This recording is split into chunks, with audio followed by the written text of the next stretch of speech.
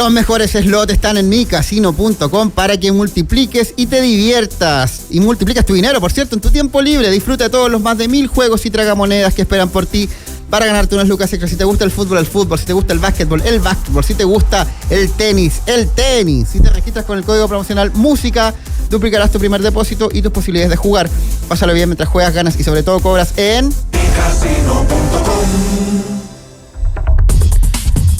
Hay importantes noticias aconteciendo en el mundo y una es el avance de la extrema derecha, que no es tan avance si lo vemos bien, porque hay un cordón sanitario en Alemania, pero para analizar esto y todo lo que tiene que ver con lo que está pasando en Europa, tenemos un importante invitado internacional esta mañana en Radio La Clave. Modo conversación. Es la entrevista en www.copano.news por La Clave. Manu Ledín es filólogo y columnista español. Es parte de uno de los podcasts más populares de habla hispana, que es La Base, y también está en Canal Red, donde ustedes lo pueden seguir. Está en Chile participando en la Feria Internacional del Libro Recoleta en el conversatorio Medios de Comunicación, el cuarto poder entre la fake news y el clickbait. El sábado 7 a las 19 horas en el escenario Teresa Flores, y tenemos el honor de contar con él en Radio La Clave esta mañana. Manu, ¿cómo te va? Muy buenos días, bienvenido. ¿Cómo estás, Copano? Un placer estar en tu programa, el honor es mío. Muchas gracias. Bueno, no soy Copano porque Nicolás está en una situación. Ay, no te veo. Soy Sebastián Flores, no te preocupes, pero todo bien. ¿Qué tal, Sebastián? Estoy junto a Álvaro. Hola, ¿cómo estás? Te veo chiquito aquí desde la cámara. No te preocupes, todo bien. Manu, estás en Chile, vienes a hablar de medios de comunicación, de fake news, de clickbait, un negocio que es un negocio que se dedica a mucha gente, que es el periodismo, pero que tampoco es un negocio rentable. Antes de entrar a analizar, me gustaría tener buenas perspectivas sobre lo que está pasando en Europa, en política particularmente, pero cuéntame un poco en qué estás en Chile y qué vas a hablar sobre medios de comunicación. Bueno, estoy como invitado y muy contento de estar aquí en Chile para participar en la Feria del Libro. Lo decías hace un momento, voy a estar el sábado en una mesa sobre el poder mediático con otros compañeros y compañeras que saben mucho del tema y que trabajan el tema, y bueno, a ver qué podemos aportar ahí. También en relación a lo que decías, ¿no? Que es el auge o la presencia de la extrema derecha, no solo en Europa, también en América, ¿no? También en Chile, también en Argentina, que también es mi país, también en muchos otros países, y esto justamente lo que nos lleva a pensar es que hay algo común en todos esos lugares que tiene que explicar ese auge, ¿no? Y que quizá, siendo países con realidades económicas y sociales tan diversas, pues la clave quizá no está tanto ahí, sino en un fenómeno de tipo ideológico, que tiene mucho que ver con el dominio que tiene la derecha sobre los medios de comunicación, tanto convencionales como digitales. Así es como yo lo veo. Quiero entrar ahí a propósito de la extrema derecha por lo que pasó en Alemania este fin de semana. El partido ultraderechista AfD, Alternative for Deutschland, no sé nada de alemán, pero no sé cómo se pronuncia, pero es Alternativa para Alemania, logró un resultado histórico en las elecciones regionales de Turingia, alcanzó el 30,5% de los votos, superó a la CDU, que obtuvo un 24,5%, y sería la primera vez que hay un triunfo de estas características desde la Segunda Guerra Mundial, o sea, es la época de Hitler. ¿Cómo se explica, cómo se lee este triunfo de Alternativa para Alemania, Manu? Bueno, es terrible, ¿no? Es muy preocupante lo que está pasando en Europa, con esa deriva hacia la derecha galopante desde hace muchos años. Parece que hubiera excepciones, como por ejemplo en España, pero si uno lo analiza quizá no lo es tanto, porque la derecha tiene una mayoría, solo que no gobierna porque no se pueden poner de acuerdo entre ellos por otras circunstancias que tienen que ver con el resultado que dejó el proceso de independencia de Cataluña y la ruptura entre las derechas de los distintos lugares del Estado, pero es un fenómeno que está por toda Europa. En el caso de Europa tiene mucho que ver con un discurso racista, ¿no? Con una oposición a la inmigración que el propio capitalismo ha generado, ¿no? Esos éxodos migratorios. Pero bueno, es lo que te decía antes. Creo que el hecho de que suceda también en Argentina, que suceda también en Chile, por ejemplo, y en otros países también de Europa que son muy distintos social y económicamente, Suecia o Alemania, decías, España, Portugal, yo creo que nos tienen que llevar a fijarnos en qué es lo que comparten todos esos lugares, ¿no? Y yo creo que tiene mucho que ver con lo ideológico. Creo que si un historiador en el futuro quisiera comprender por qué hoy en día está sucediendo esto, tendría que mirar mucha televisión, tendría que mirar muchas redes sociales y quizá no tanto, aunque obviamente siempre hay que analizar eso, pero quizá no tanto factores puramente económicos o puramente sociales, materiales, ¿no? de las condiciones de vida de la gente, porque si fuera ahí la clave, sería difícil explicar por qué esto sucede en tantos lugares. Bueno, yo creo que eso es lo que tiene mucho que ver con la explicación de por qué está sucediendo esto. La derecha en cada lugar toma asuntos diferentes. Quizá aquí en América no es la cuestión de la inmigración el ítem fundamental de la agenda de la derecha, son otras cuestiones, pero lo que ellos tienen es un dominio terrible sobre todos los aparatos ideológicos, sobre todos los grandes medios de comunicación, tanto la televisión y la prensa como también las redes sociales, y creo que eso es lo que está generando ese crecimiento que ellos tienen, ¿no? Con un discurso muy radical que no es confrontado en estos términos por las izquierdas y por los progresismos. Al final, cuando hay una derecha muy radical y una izquierda moderada, eso en el eje tiempo te lleva hacia la derecha inevitablemente. Hola, buenos días. Tengo una consulta, pero por ejemplo, no sé, en Estados Unidos, uno podría decir, por ejemplo, CNN, los grandes medios, salvo Fox News, tiran más para el lado demócrata que para el lado republicano. De hecho, Donald Trump, cuando todavía no cooptaba el Partido Republicano para sí, Fox News era duro con Donald Trump, tratando de levantar a otros candidatos republicanos, y solo se acoplaron a Donald Trump una vez que simplemente logró el apoyo de la mayoría de los votantes republicanos. Entonces, ¿cómo se explica aquello? Claro, entiendo. Es verdad lo que dices, pero yo creo que los grandes marcos que empuja la derecha desde toda su poder de enunciación sí van calando en los medios supuestamente progresistas. Quizá esos medios de comunicación no apoyan a un candidato como Donald Trump, tienen otros candidatos que tampoco es que, bueno, en fin, sean independientes del establishment, sean independientes de los grandes poderes en Estados Unidos en este caso, pero la agenda que instala la ultraderecha va calando y va siendo asumida por medios de comunicación más centrales, más moderados, vamos a decir, pero que se ven arrastrados hacia esos planteamientos, ¿no? Esto es lo que ellos logran con toda esa atracción ideológica que hacen hacia la derecha, es correr todo el eje hacia la derecha, ¿no? Y dejar muy poquito espacio para que los progresismos pues, puedan manejar sus marcos y manejar sus temas.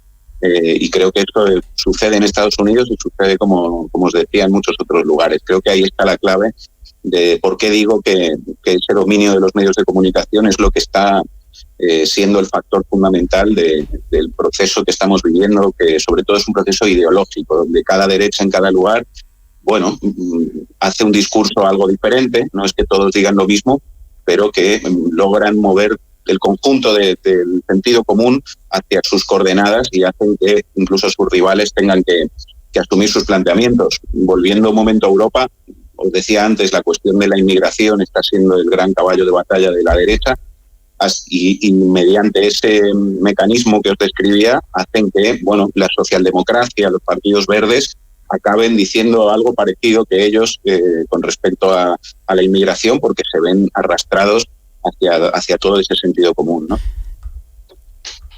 Te quiero llevar a Inglaterra, ¿no? Que hubo un evento que yo considero que puede ser creo que fue muy importante y pasó relativamente desapercibido, que fueron el movimiento, no sé si llamarlo movimiento social, pero espontáneo, ¿no? Y no sé qué tan espontáneo en muchas partes en Inglaterra contra la migración. O sea, teníamos a turba de personas atacando hoteles donde estaban refugiados migrantes. O sea, y en un momento la cosa se puso muy álgida, y después fue la misma sociedad civil la que enfrentó a estos tipos, pero tuvimos una semana con mucha violencia, y de hecho, entonces no sé si tú tienes una reflexión respecto a eso, porque una cosa es un fenómeno electoral, que la gente que está como mayoría silenciosa, por así decirlo, que es una frase que tampoco comparto mucho, pero acá tuvimos a la gente que salió como a atacar directamente a los migrantes, y esto me parece gravísimo, extremadamente preocupante, y como que pasó relativamente desapercibido, y no sé qué opinión tiene respecto a aquello.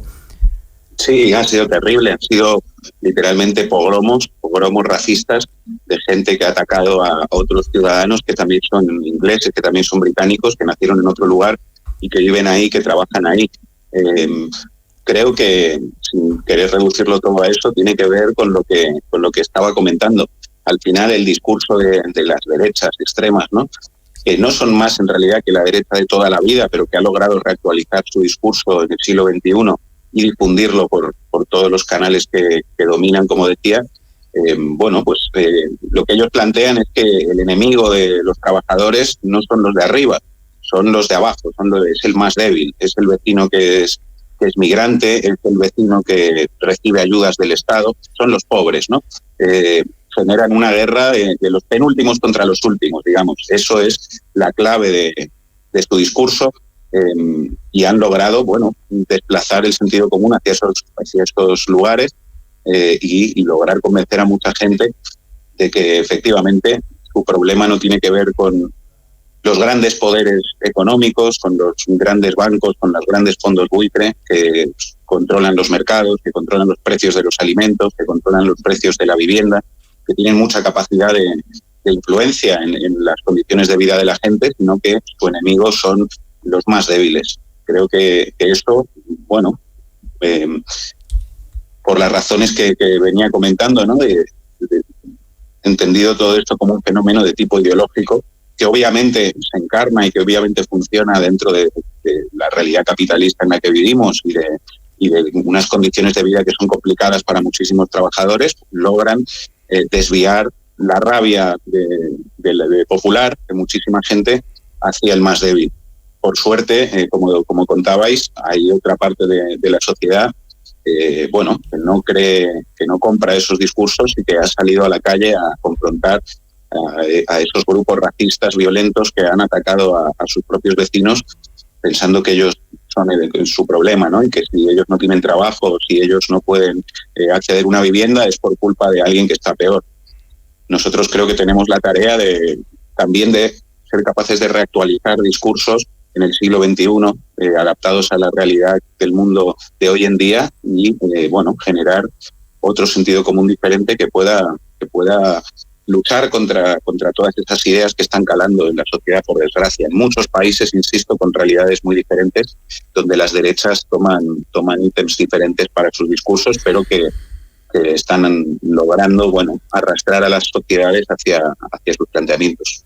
Manu, ¿qué tan importante es en los medios de comunicación? Pensando, nuevamente vuelvo a Alemania, lo que pasó, porque ganó Alternativa para Alemania, pero no le alcanza para formar gobierno, porque existe una especie de cordón sanitario, a propósito de estas ideas ultras que aparecen, y donde esa disputa es política, por cierto, pero se lleva a los medios de comunicación. Para concluir y agradecerte la participación acá en Radio La Clave, y recordando el panel que va a tener, va a estar Darío Quiroga, por cierto, que es un habitué de este espacio, va a estar Fede Vázquez, director de Futuro Rock de Argentina, Pili Jiménez también de Argentina, del Destape Web. Esto el sábado 7 a las 7 de la tarde, para que vayan a verlo en concierto a todos estos grandes comunicadores hablando sobre la fake news, el cuarto poder y el clickbait. Esta idea de los cordones sanitarios permiten detener el avance del ultraderecha, y qué rol cumplen los medios en esto. Claro, vengan todos y todas a ver las charlas y el resto de eventos de la Feria Internacional del Libro. Yo lo que pasa es que no sé si comparto mucho la idea de que existan esos cordones sanitarios. Pueden existir finalmente en los parlamentos, ¿no? Cuando ya la ultraderecha es la primera fuerza política, como ha sucedido en Francia también, o en Alemania, como estás diciendo, en algunos territorios. Pero para que un cordón sanitario funcione tiene que ser ideológico también. Lo que no sirve es comprar todos los marcos mentales de la ultraderecha y después hablar de que hay cordones sanitarios. En Alemania, por ejemplo, el gobierno actual, que es un gobierno socialdemócrata junto con los verdes y los liberales, en cuanto a las políticas migratorias, lo que hace y lo que dice es básicamente lo mismo que plantea la ultraderecha.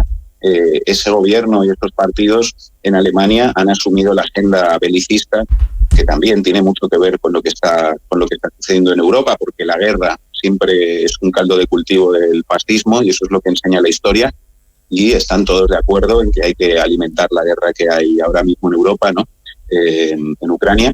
Entonces, bueno, cuando el resto de partidos políticos asumen la agenda de la ultraderecha en cuestiones como la migración, también, de nuevo, el gobierno de Alemania o los partidos que lo conforman hacen un discurso que quizá es un poco más menos estridente, menos a los gritos, pero que en el fondo están planteando también que la inmigración de trabajadores a Europa es un problema y que hay que deportar a personas y que hay que endurecer las fronteras, endurecer las leyes.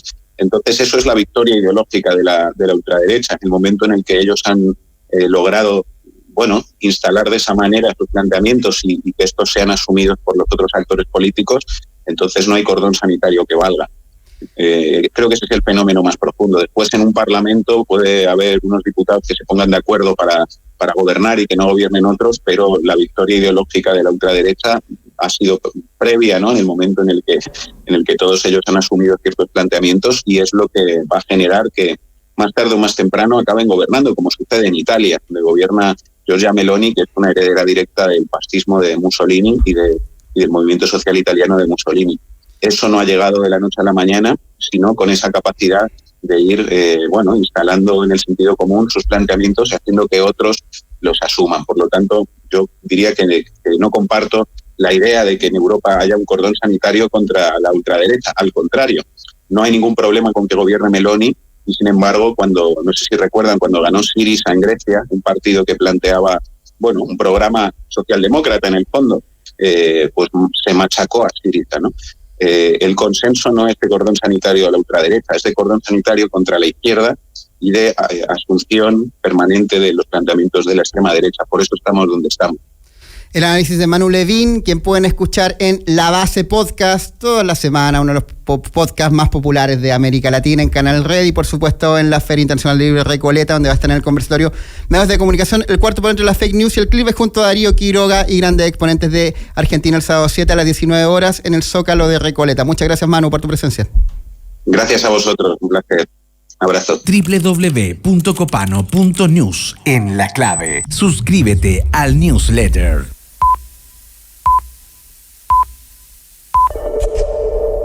La máquina de café está encendida. Este es el primer podcast del día. El Café Lungo de www.copano.news en La Clave 92.9. Ayer domingo 1 de septiembre las ISAPRES ajustan todos los planes de salud de sus afiliados al 7% correspondiente, sacaban los excedentes. La gente dice, no, se embarraron de nuevo, las ISAPRES nos están robando plata, ahora más encima nos quitan los excedentes, con eso yo pagaba mis medicamentos en la farmacia. Están así, lo perdimos todos. Tenemos acá Jorge Acosta, experto en salud, que nos puede iluminar respecto a esta aplicación de la ley corta de ISAPRES. ¿Cómo estás, Jorge? Muy bien, muy buenos días, gracias por la invitación, siempre un gusto estar en la radio La Clave. Hay que tener en consideración que esto es parte de lo contemplado en la ley corta de ISAPRES, producto de un acuerdo político que se dio en el Congreso. Se estableció que, en primer lugar, para poder asegurar la estabilidad del sistema, se iban a considerar que todos los planes de salud no podían ser inferiores al 7%, lo que iba a generar que cerca de 500.000 de personas que están en el sistema ISAPRES y que tenían planes inferiores a su cotización del 7% dejen de tener los excedentes desde septiembre, del 1 de septiembre en adelante, no obstante que van a mantener todos los que tuvieran acumulados.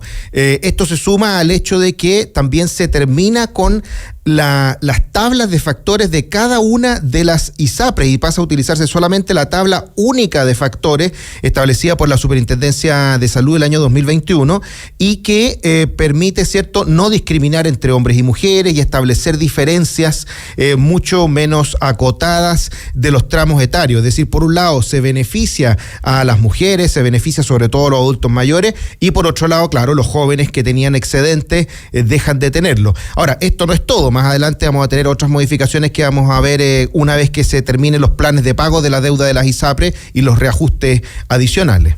Usted es médico cirujano, usted es director del programa de salud y ética del Instituto República, usted es doctor médico, y bajo esa premisa y tratando de aterrizarlo a lo más mundano, se lo pregunto. ¿Salimos para atrás o salimos para adelante los que somos usuarios de ISAPRE? Mira, la verdad es que yo diría que esta ley corta lo que permitió era salir del paso. Esto es como chutearla al córner, no resuelve el problema de fondo. Y por eso hay altas expectativas en lo que va a pasar en octubre, cuando se presente, según ha comprometido el gobierno, la reforma larga, la ley larga de reforma a la salud, que permita, entre otras cosas, por ejemplo, que las personas puedan verdaderamente elegir. Hoy día una persona que tiene una enfermedad, que es un adulto mayor, está atrapado en su ISAPRE, no puede cambiarse. Y por lo tanto tiene como únicas alternativas aceptar los aumentos de los precios o irse a FONASA. Por eso es que hemos visto que hay en los últimos 2 años 1 millón de personas que han migrado a FONASA. Hoy día FONASA tiene 16,4 millones de personas y eso implica, ¿cierto?, que se vea mucho más estresado el sistema y tengamos resultados tan terribles como los que hemos visto en el último tiempo de un aumento en la lista de espera y 2,5 millones de personas en lista de espera y 20.000 personas fallecieron el primer semestre el año pasado, 2023, en la lista de espera. Entonces, al final uno ve que no sale ganando nadie y que el sistema va haciendo agua tanto en el sistema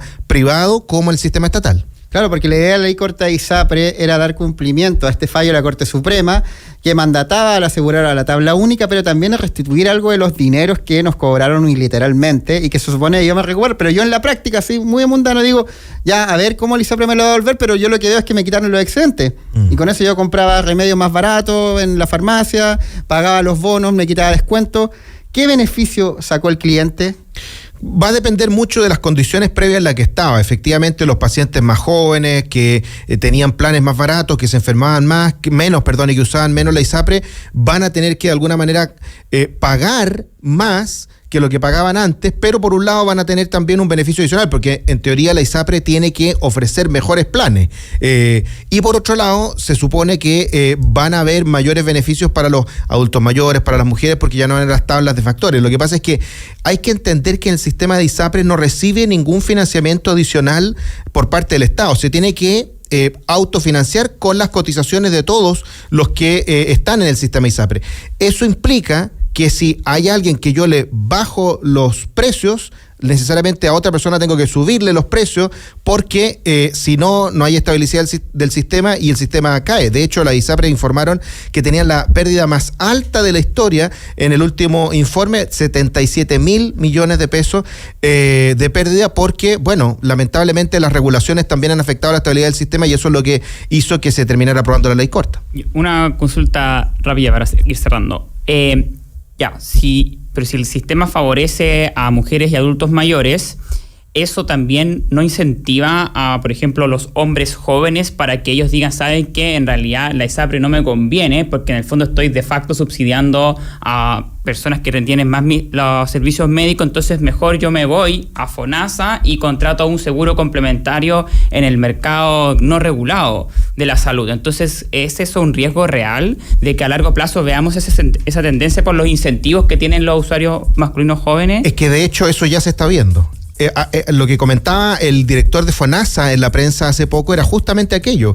El perfil de usuarios que está ingresando a FONASA cambió, en el sentido en que tú exactamente lo decías, es decir, cada vez más usuarios más jóvenes y que están trabajando y que a veces contratan un seguro complementario y otras veces no, porque como usan poco su seguro de salud, pagar un seguro complementario que no van a usar tampoco lo toman. Entonces ha pasado que justamente sucede eso. Ahora, eso es un problema especialmente para aquellas personas que están en ISAPRES antiguas y que van aumentando los precios de los planes y que al mismo tiempo van aumentando la cantidad de atenciones.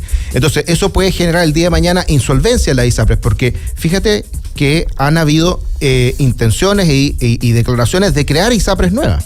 La Católica estaba creando una ISAPRE nueva, la alemana creó una ISAPRE nueva, entonces uno dice, pero ¿cómo? Si el sistema está tan malo, ¿por qué están creando ISAPRES nuevas? Bueno, porque sí habría mercado para atender a esas personas jóvenes, sanas, que no están, digamos, en las ISAPRES antiguas y que tienen la posibilidad de cambiarse. Entonces, un cambio de fondo del sistema que sea más justo tiene que implicar que haya la posibilidad de que las personas se puedan cambiar dentro dentro de la ISAPRE y se pueden cambiar de ISAPRE a FONASA o de FONASA a ISAPRE, porque eso va a obligar a que el sistema sea más eficiente y poder hacer que la decisión de dónde atenderse recaiga en la persona y no que esté atrapada o en FONASA o en ISAPRE y que pueda permitirme la mejoría del sistema y que puedan competir de alguna manera los distintos prestadores de salud. El doctor Jorge Acosta, médico cirujano UC, director del programa Salud y Bioética del Instituto Res Pública. Muchas gracias por ayudarnos a entender un poco la ley corta de ISAPRES, que empezó a regir desde ayer, domingo 1 de septiembre, y que bueno, va a tener analizando a ver cómo nos conviene, si nos mantenemos en ISAPRES nos cambiamos. Muchas gracias por venir. Gracias a ustedes. Muchas gracias, Álvaro, también por acompañarme, y ustedes siguen en la compañía de, por supuesto, Clave Morso, y de ahí un IMASEC de 4,2 interanual en julio, muy por encima de las expectativas recientes, 2,7% del consenso Bloomberg, apareciendo por un día hábil adicional versus igual mes del año anterior. Todo el análisis viene a continuación en Clave Morse. Quédense en compañía de Radio La Clave. Nos vemos. Casino.com,